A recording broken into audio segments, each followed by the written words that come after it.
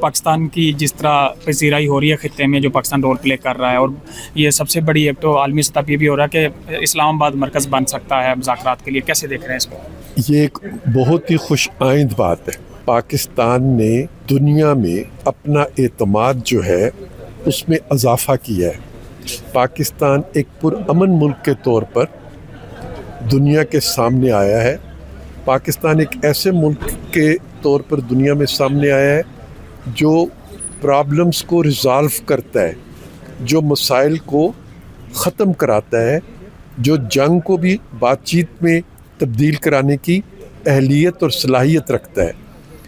اور یہ پاکستان کے ریاست کے لیے بھی اور پاکستان کے عوام کے لیے بھی ایک اچھی خبر ہے کہ اس سے دنیا میں پاکستان کا وقار جو ہے وہ بلند ہوگا۔ خطے کے جو ممالک ہیں وہ پاکستان کے اس کردار کی وجہ سے ان کو بھی امن ملے گا، اور یقیناً امن پھر ترقی اور خوشحالی کی منزل تک جائے گا۔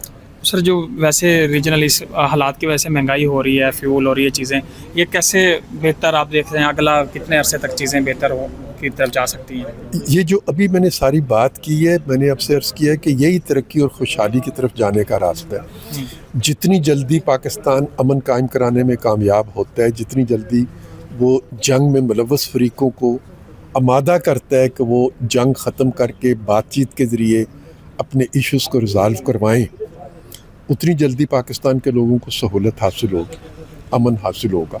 اور اس میں پھر ان لوگوں کو بھی جو نعرے بازی کر رہے ہیں، لوگوں کے جذبات کو ایک گمراہ کن راستے پہ چلانے کی کوشش کر رہے ہیں، یہ ان کی بھی ذمہ داری ہے کہ وہ حکومت کے ان اقدامات کی حمایت کریں تاکہ پاکستان کے لوگوں کو بھی جلد از جلد ان چیزوں سے چھٹکارا ملے جس کی طرف آپ اشارہ کر رہے ہیں۔